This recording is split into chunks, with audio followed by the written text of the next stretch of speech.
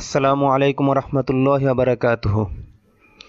এখন শুরু হতে যাচ্ছে আমাদের চতুর্থ পাঠের বাকি অংশটুকু।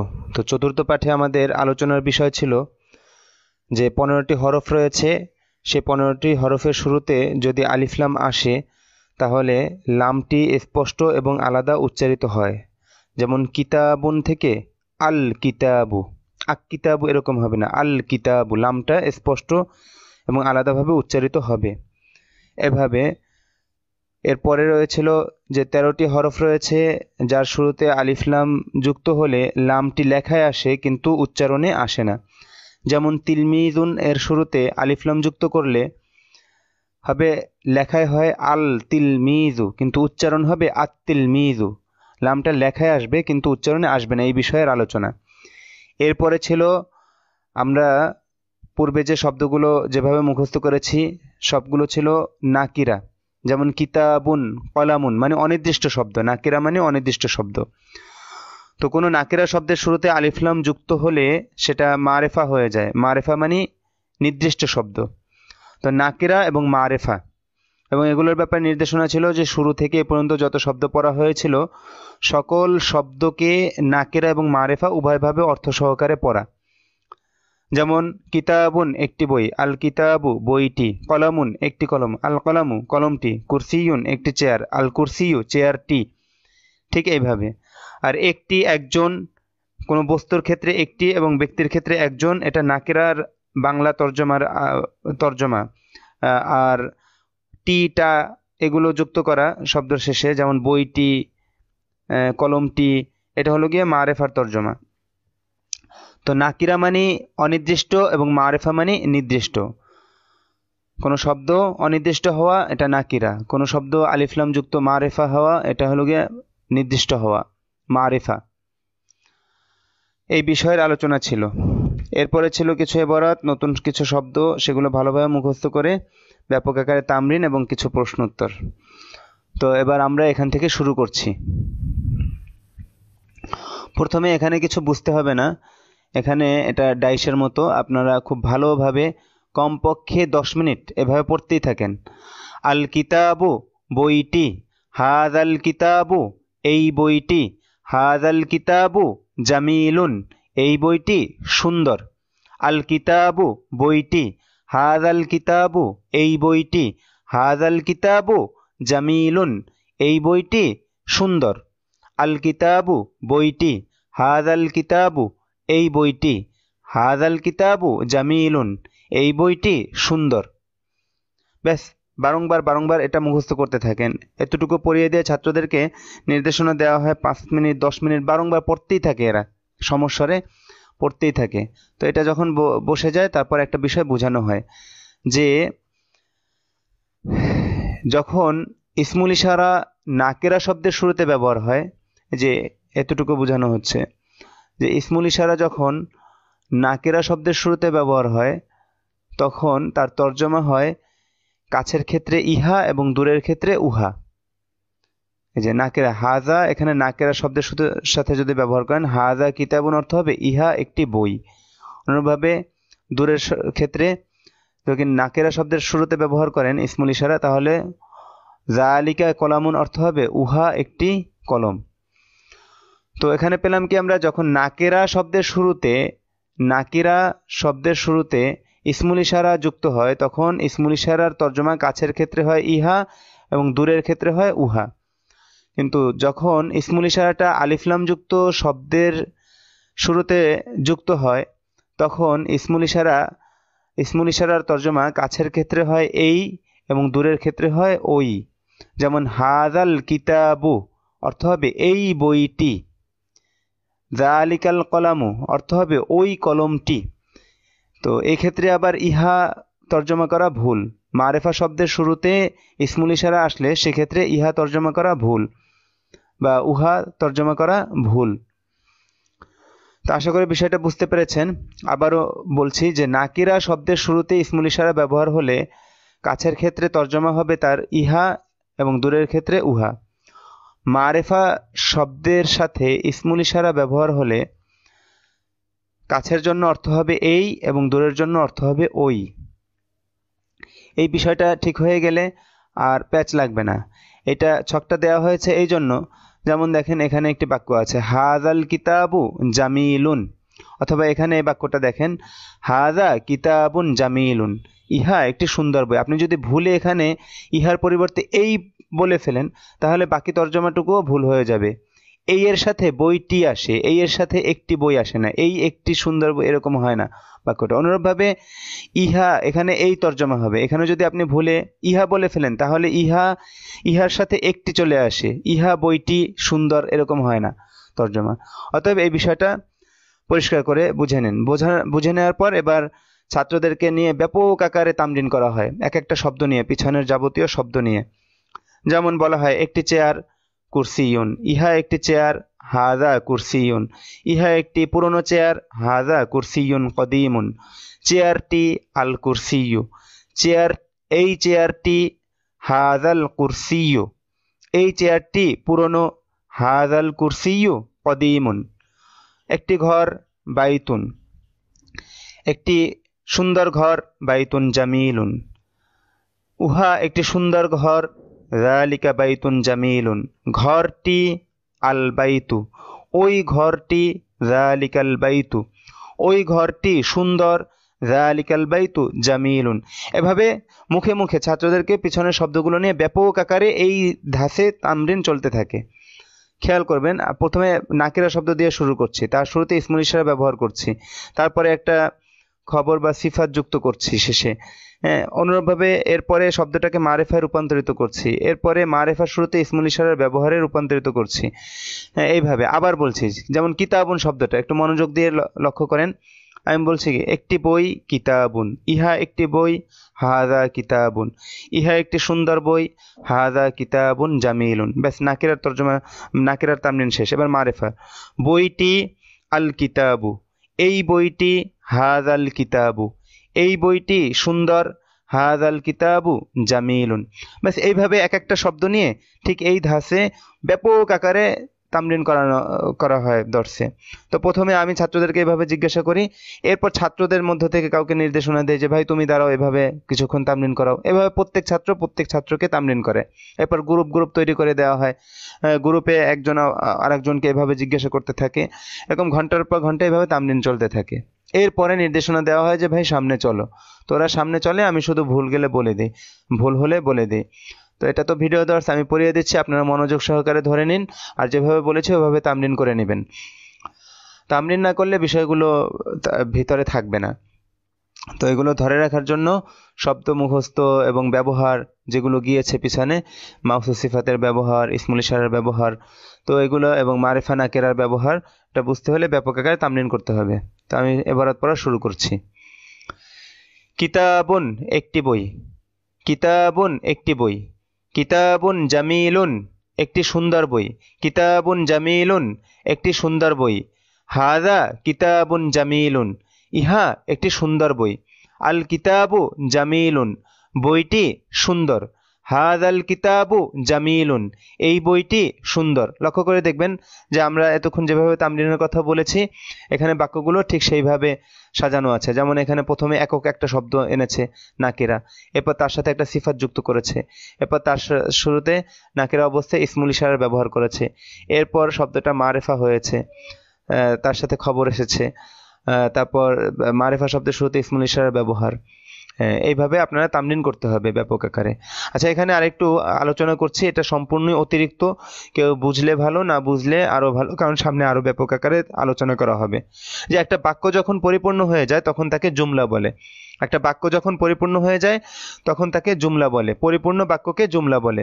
আর জুমলার মধ্যে দুটি অংশ থাকে, প্রথম অংশকে বলে মুবতাদা আর দ্বিতীয় অংশকে বলে খবর।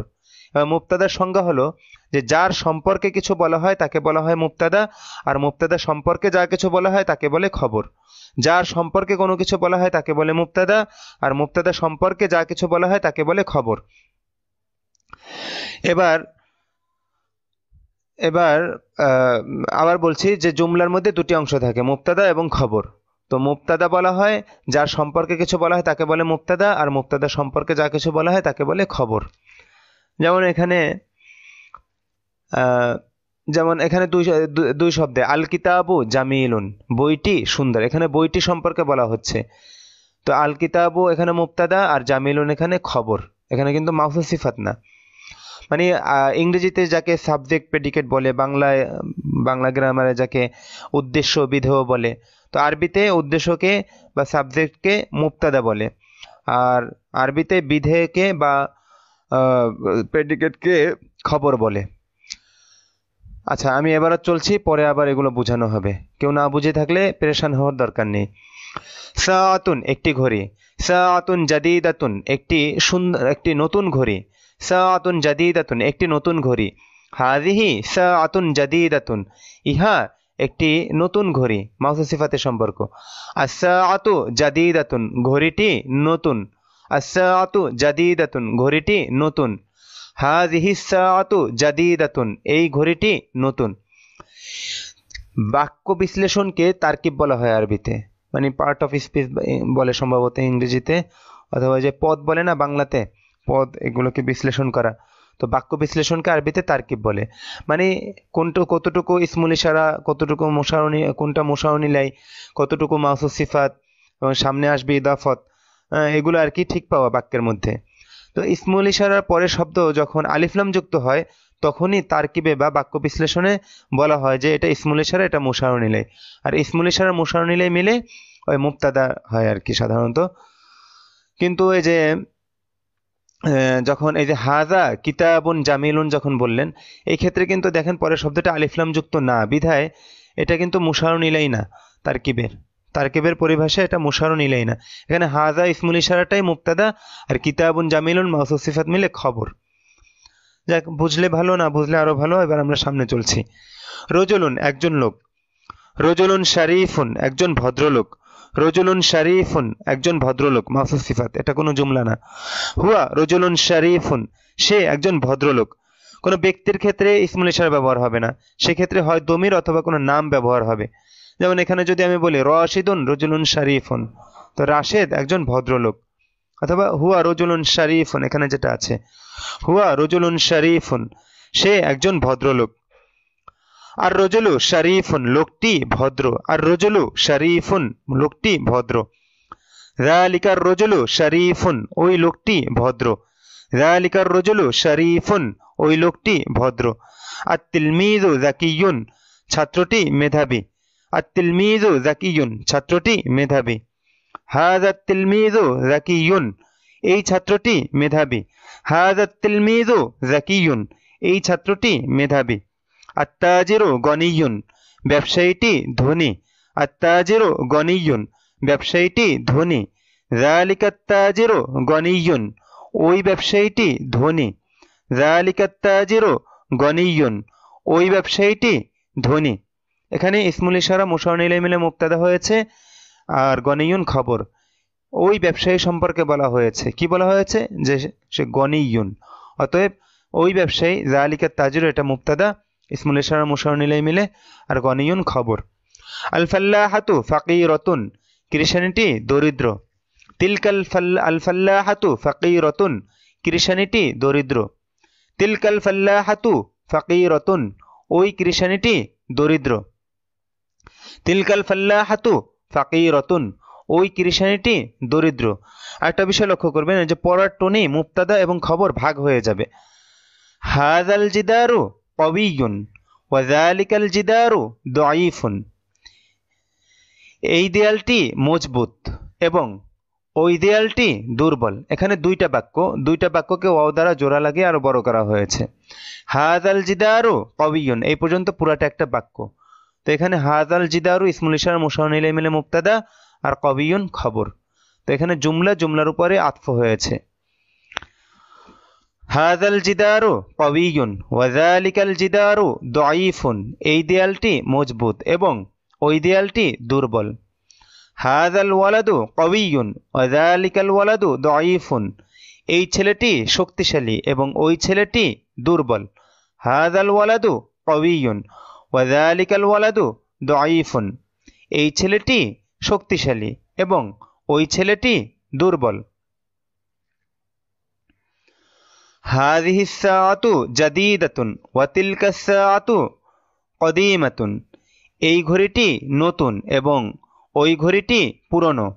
হাযিহি সাআতু জাদীদাতুন ওয়া তিলকা সাআতু কদিমাতুন, এই ঘড়িটি নতুন এবং ওই ঘড়িটি পুরনো।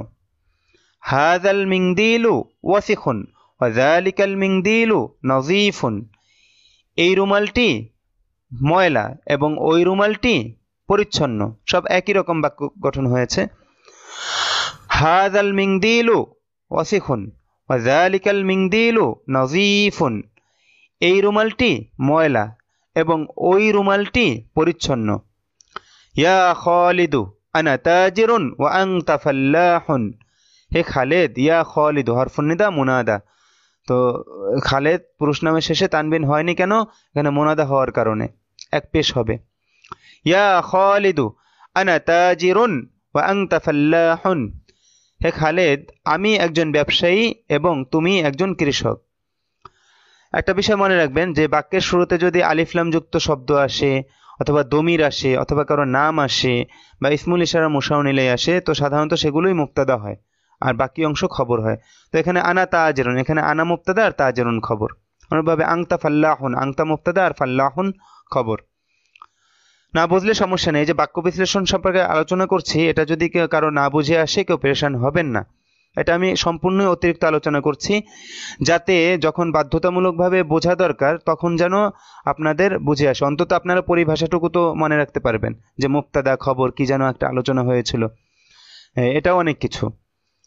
তো ইয়া খালিদু আনা তাজিরুন ওয়া আনতা ফাল্লাহুন, হে খালেদ, আমি একজন ব্যবসায়ী এবং তুমি একজন কৃষক। আনা তাজিরুন গনিয়ুন ওয়া আনতা ফাল্লাহুন ফাকিরুন, আমি একজন ধনী ব্যবসায়ী, আমি একজন ধনী ব্যবসায়ী। একজন ধনী ব্যবসায়ী কিসের সম্পর্ক? মাউসুফ সিফাতের সম্পর্ক। আনা তাজিরুন গনিয়ুন, আমি একজন ধনী ব্যবসায়ী। ওয়া আনতা ফাল্লাহুন ফাকিরুন, এবং তুমি একজন দরিদ্র কৃষক। আচ্ছা, এই শব্দগুলো আগে একটু মুখস্থ করে নেবেন, আপনারা তো মূল কিতাব দেখে পড়বেন, এখানে তো শুধু নির্দেশনা। জামালুন উট, না কতুন উটনি, একটিও যুক্ত করতে পারেন নাকেরার তর্জমা হিসেবে। জামালুন একটি উট, না কতুন একটি উটনি, বারংবার পরে মুখস্থ করে ফেলবেন। আচ্ছা, কই ইয়া খালিদু, আচ্ছা, ইয়া খাদিজাতু আনতি মুরাআতুন শরীফাতুন, হে খাদিজা, আপনি একজন ভদ্র মহিলা। শরীফুন শরীফাতুন ভদ্র, মুরব্বিয়ানা শব্দ আর কি, বড়দের ক্ষেত্রে ব্যবহার হবে। এক্ষেত্রে মুআদ্দাবুন শব্দটা অনুপযুক্ত। ইয়া খাদিজাতু আনতি মুরাআতুন শরীফাতুন, হে খাদিজা, আপনি একজন ভদ্র মহিলা। ইয়া খাদিজাতু আংতি আংতি আংতিম রাআতুন, এই ইমরাআতুন শব্দের আগে অন্য শব্দ হলে আলিফটা শুধু লেখায় আসে, উচ্চারণে আসে না। আংতি ইমরাআতুন হওয়ার কথা ছিল, কিন্তু হবে কি আন্তিম রাআতুন, এই আলিফটা উচ্চারণে আসবে না। আংতিম রাআতুন শরীফাতুন, আপনি একজন ভদ্র মহিলা। হাযা জামালুন ওয়া তিলকা নাকাতুন, ইহা একটি উট এবং উহা একটি উটনি। হাযা জামালুন ওয়া তিলকা নাকাতুন, ইহা একটি উট এবং উহা একটি উটনি। হাযাল জামালু কাবীরুন ওয়া যালিকাল জামালু সগীরুন, এই উটটি বড় এবং ওই উটটি ছোট। হাযাল জামালু কাবীরুন ওয়া যালিকাল জামালু সগীরুন, এই উটটি বড় এবং ওই উটটি ছোট। এই টোনে আপনারা মুবতাদা খবর বুঝে নেবেন। হাযিহিন নাকাতু সগীরাতুন ওয়া তিলকান নাকাতু কাবীরাতুন, এই উটনিটি ছোট এবং ওই উটনিটি বড়। আশা করি বুঝতে পেরেছেন। তো প্রতিটা বাক্য আপনারা খেয়াল করবেন যে মানে দুইটা অংশ হবে, এক অংশ মুবতাদা হবে, এক অংশ খবর হবে। এখন আপনারা ঠিক পাওয়ার চেষ্টা করবেন যে কতটুকু সম্পর্কে বলা হলো ততটুকু মুবতাদা, আর ততটুকু সম্পর্কে যা কিছু বলা হলো, চাই একক শব্দে হোক বা অনেক বড় শব্দে, সব খবর। তো এখানে একক শব্দে খবর এসেছে। তো যাই হোক, হাযিহিন নাকাতু সগীরাতুন ওয়া তিলকান নাকাতু কাবীরাতুন, এই উটনিটি ছোট এবং ওই উটনিটি বড়। তো এই পর্যন্ত হওয়ার পর একে অপরকে বারংবার এবারত পড়াতে থাকবেন। পড়ানোর পর নিজেরা এইখানে নমুনা অনুযায়ী ঠিক এইখানে যেভাবে বাক্যগুলো গঠন করা হয়েছে, আপনারা নতুন নতুন শব্দ দিয়ে বা পিছনের শব্দগুলো দিয়ে ঠিক এই নমুনায় বাক্য একজন আরেকজনকে মুখস্থ, মানে বাংলায় জিজ্ঞাসা করবেন আর অপরজন আরবিতে বলতে থাকবেন অনবরত। একবারই যদি না পারা যায় তাহলে তাহলে ছোট ছোট করে জিজ্ঞাসা করবেন। যেমন হাযাল ওয়ালাদু কবিয়্যুন ওয়া যালিকাল ওয়ালাদু দাঈফুন, এটা যদি আপনি একবারে একজনকে জিজ্ঞাসা করেন এই ছেলেটি শক্তিশালী এবং ওই ছেলেটি দুর্বল, হঠাৎ করে মাথায় আসবে না, তখন তাকে সংক্ষেপে ছোট ছোট করে জিজ্ঞাসা করেন। একটি ছেলে ওয়ালাদুন, একটি শক্তিশালী ছেলে ওয়ালাদুন কবিয়্যুন, ছেলেটি আল ওয়ালাদু, এই ছেলেটি হাযাল ওয়ালাদু, এই ছেলেটি শক্তিশালী হাযাল ওয়ালাদু কবিয়্যুন। এবার তাকে বলেন যে ওই ছেলেটি দুর্বল যালিকাল ওয়ালাদু দাঈফুন। এবার দুইটা বাক্যকে একসাথে মেলান, যে এই ছেলেটি শক্তিশালী এবং ওই ছেলেটি দুর্বল। ব্যাস, এটা নমুনা হিসেবে এটা আলোচনা করলাম। আপনারা এভাবে আরো ব্যাপক আকারে তামরিন করবেন। এরপরে হলো গিয়ে কিছু প্রশ্ন উত্তর আছে, আর এখানে দমিরের ব্যবহার আছে। আগে মনে বলেছিলাম যে দমির যাকে বুঝায়, যার দিকে ফেরে, তাকে মারজা বলে। হ্যাঁ, এই বিষয়টা এখানে দেখানো হবে। তা এটা যেহেতু ভিডিও দর্স, আমি একবারে দেখিয়ে দিচ্ছি, আপনারা কিন্তু এখানে ওই তামরিনটুকু যেভাবে বলেছি এটা করে নেবেন। এরপরে সামনে এতটুকু একে অপরকে বারংবার পড়াতে থাকবেন এবং এরপরে নিজেরা আবার এই নমুনায় তার তামরিন করবেন। তো আমি এখন পড়িয়ে দিচ্ছি। এখানে নিচে একটা শব্দ রয়েছে, সম্ভবত কাইফা, সম্ভবত আগে গিয়েছে। আচ্ছা, আমি বলে দিচ্ছি যে কাইফা মানে কেমন, কিভাবে। তো আমি প্রশ্নোত্তর শুরু করছি। প্রশ্নোত্তরগুলো পড়ো ও অর্থ বলো। কাইফা হাযাল কিতাবু, এই বইটি কেমন। কাইফা হাযাল কিতাবু, এই বইটি কেমন। হাযাল কিতাবু মুফিদুন, এই বইটি উপকারী। ডান পাশে সব প্রশ্ন, বাম পাশে সব উত্তর। হাযাল কিতাবু মুফিদুন, এই বইটি উপকারী। অথবা হুয়া মুফিদুন, তা উপকারী। যখন হুয়া এবং হিয়া দমির দ্বারা কোনো বস্তু বোঝায় তখন তার তর্জমা হবে তা বা সেটি।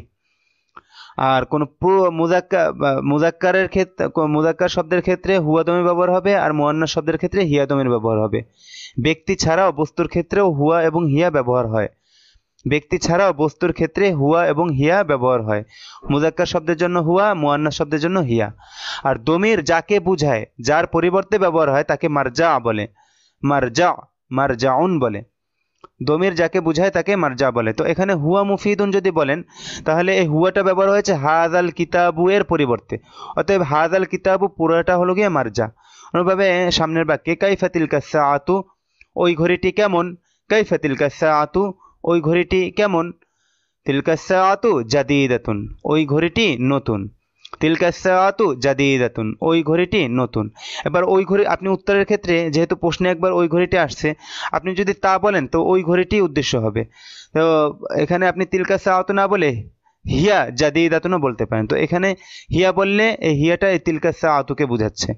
তো হিয়া দমিরের মারজা হলো, মানে হিয়া দমির যাকে বোঝাচ্ছে সে মারজা হলো তিলকা সাআতু। তো এখানে তিলকা সাআতু মুয়ান্নাস বিধায় দমির মুয়ান্নাস এসেছে। আশা করি বুঝতে পেরেছেন। তো হিয়া জাদীদাতুন, তা নতুন। কাইফা যালিকা তিলমিযু, ওই ছাত্রটি কেমন। এখানে দেখেন ব্যক্তি এসেছে। কাইফা যালিকা তিলমিযু, ওই ছাত্রটি কেমন। যালিকা তিলমিযু যাকিয়ুন, ওই ছাত্রটি মেধাবী। যালিকা তিলমিযু যাকিয়ুন, ওই ছাত্রটি মেধাবী। তো এখানে আপনি যেহেতু প্রশ্নের মধ্যে যালিকা তিলমিযু এসেছে, আপনি উত্তরের ক্ষেত্রেও যালিকা তিলমিযু না বলে যে সে মেধাবী বলতে পারেন। সেটা আরবি কি হবে, হুয়া যাকিয়ুন। এক্ষেত্রে হুয়া দমিরের মারজা হবে যালিকা তিলমিযু। তো যালিকা তিলমিযু যেহেতু মুজাক্কার, এজন্য হুয়া ব্যবহার হয়েছে। মুজাক্কারের দমির হুয়া ব্যবহার হয়েছে। কাইফা তিলকাল বিনতু, ওই মেয়েটি কেমন। কাইফা তিলকাল বিনতু, ওই মেয়েটি কেমন। তিলকাল বিনতু যাকিয়াতুন, ওই মেয়েটি মেধাবী। তিলকাল বিনতু যাকিয়াতুন, ওই মেয়েটি মেধাবী বা বুদ্ধিমতী। তো এই ক্ষেত্রেও আপনি ওই তিলকাল বিনতু না বলে যদি বলেন হিয়া যাকিয়াতুন, সে মেধাবী বা বুদ্ধিমতী, সেক্ষেত্রে হিয়া দমিরের মারজা তিলকাল বিনতু। তো আপনারা এগুলো বারংবার একে অপরকে পড়াতে থাকবেন। আমি তো বেশি বকবক করছি আপনাদেরকে একটু বোঝানোর জন্য। হ্যাঁ, কেউ যদি না বোঝে তাকে বুঝাবেন। আচ্ছা, সামনে চলছি। হাল হাযিহিল হাকিবাতু জামিলাতুন, হাল হাযিহিল হাকিবাতু জামিলাতুন। দেখেন এখানে মূল বাক্যটা হলো গিয়ে হাযিহিল হাকিবাতু জামিলাতুন, এই ব্যক্তি সুন্দর। তো শুরুতে একটা হাল নিয়ে আসলেই এটা প্রশ্ন হয়ে গেল, হাল হাযিহিল হাকিবাতু জামিলাতুন, এই ব্যক্তি কি সুন্দর। উত্তর নাম, হাযিহিল হাকিবাতু জামিলাতুন, অথবা নাম হিয়া জামিলাতুন, হ্যাঁ এই ব্যক্তি সুন্দর, অথবা হ্যাঁ তা সুন্দর, তা মানে এই হাযিল হাকিবাতু না বলে এখানে আমি দমিরও ব্যবহার করতে পারি। নাম হাযিহিল হাকিবাতু জামিলাতুন, অথবা নাম হিয়া জামিলাতুন, হ্যাঁ এই ব্যক্তি সুন্দর, অথবা হ্যাঁ তা সুন্দর। এক্ষেত্রে হিয়া দমিরের মার্জা হাযিহিল হাকিবাতু। হাল তিলকা সাআতু জাদীদাতুন, ওই ঘড়িটি কি নতুন? হাল তিলকা সাআতু জাদীদাতুন, ওই ঘড়িটি কি নতুন? লা তিলকা সাআতু কদীমাতুন, অথবা লা বাল হিয়া কদীমাতুন, না ওই ঘড়িটি পুরনো, অথবা না বরং তা পুরনো। না লা তিলকা সাআতু কদীমাতুন, অথবা লা বাল হিয়া কদীমাতুন, অর্থ না উহা না ওই ঘড়িটি পুরনো, অথবা না বরং তা পুরনো। এক্ষেত্রে হিয়া দমিরের মার্জা তিলকা সাআতু। হাল তিলকাল বিন্তু যাকিয়াতুন, ওই মেয়েটি কি বুদ্ধিমতী বা মেধাবী? হাল তিলকাল বিন্তু যাকিয়াতুন, ওই মেয়েটি কি মেধাবী? নাম হিয়া যাকিয়াতুন, হ্যাঁ সে মেধাবী। তো এখানে হিয়া দমিরের মার্জা তিলকাল বিন্তু। তিলকাল বিন্তু মুয়ান্নাস বিধায় হিয়া দমে মুয়ান্নাস এসেছে, মুয়ান্নাসের দমির এসেছে গায়েব। আচ্ছা, নাম হিয়া যাকিয়াতুন, হ্যাঁ সে মেধাবী। মান হাযার রাজুলু, এই লোকটি কে? মান হাযার রাজুলু, এই লোকটি কে? হুয়া মাহমুদুন, হুয়া মাহমুদুন, সে মাহমুদ। হুয়া তাজিরুন কাবীরুন, সে একজন বড় ব্যবসায়ী। তাজিরুন কাবীরুন মাউসুফ সিফাত মিলে খবর হয়েছে হুয়া মুবতাদার। হুয়া মাহমুদুন, এখানে হুয়া মুবতাদা আর মাহমুদুন খবর, সে মাহমুদ। হুয়া তাজিরুন কাবীরুন, সে একজন বড় ব্যবসায়ী। মান হাযিহিল মারআতু, এই মহিলাটি কে? মান হাযিহিল মারআতু, এই মহিলাটি কে? ইমরাতুন শব্দর শুরুতে আলিফ লাম যুক্ত হলে শব্দটি পরিবর্তিত হয়ে আল মারআতু হয়, মনে আছে মনে হয়। মান হাযিহিল মারআতু, এই মহিলাটি কে? হিয়া খদীজাতু, হিয়া খদীজাতু মেয়ে নাম, শেষে তানবিন হবে না, সে খাদিজা। হিয়া মুরাআতুন ফাকিরাতুন, এখানে এই শব্দ দুটো মাউসুফ সিফাত, আর ইমরাতুন শব্দের আগে অন্য শব্দ হলে আলিফটি লেখায় আসবে, উচ্চারণে আসবে না। হিয়া মুরাআতুন ফাকিরাতুন, সে একজন দরিদ্র মহিলা। হিয়া খদীজাতু হিয়া মুরাআতুন ফাকিরাতুন, সে খাদিজা, সে একজন দরিদ্র মহিলা। তো এই পর্যন্ত পড়িয়ে দেওয়া হলো। আপনারা ভালোভাবে ভিডিও থেকে শুনে সঠিক উচ্চারণে ঠিকমতো পড়ে বা নিজে হল করে নিজেরা ব্যাপক আকারে তামরিন করতে থাকুন। তো আমাদের এই পুরো চতুর্থ পাঠে আলোচনার বিষয় ছিল যে আলিফলাম যুক্ত শব্দ দ্বারা মারেফা তৈরি করা, নাকিরা শব্দকে আলিফলাম যুক্ত করে মারেফায় রূপান্তরিত করা। নাকিরা মানে অনির্দিষ্ট শব্দ আর মারিফা মানে নির্দিষ্ট শব্দ। আর হলো গিয়ে বাড়তি আলোচনা করলাম মুবতাদা এবং খবরের, যে একটা বাক্য যখন পরিপূর্ণ হয়ে যায় তো তাকে জুমলা বলে। আর জুমলার মধ্যে দুটি অংশ হয়, মুবতাদা এবং খবর, মানে মুবতাদা এবং খবর মিলে জুমলা গঠন হয় বা বাক্য গঠন হয়। মুবতাদা কাকে বলে? যার সম্পর্কে কিছু বলা হয় তাকে বলা হয় মুবতাদা, আর মুবতাদা সম্পর্কে যা কিছু বলা হয় তাকে বলে খবর। ইংরেজিতে যেটাকে সাবজেক্ট প্রেডিকেট বলে, বা বাংলা যেটাকে উদ্দেশ্য বিধেয় বলে। তো আপনারা পড়ার সময়ও এই মুবতাদা এবং খবরের টোন ঠিক রাখার চেষ্টা করবেন, স্বর, টোন। তো আজকে এ পর্যন্তই রইল। আপনারা ভালো থাকবেন, দোয়া করবেন। আসসালামু আলাইকুম রহমতুল্লাহি ওয়া বারাকাতুহু। Mm-hmm.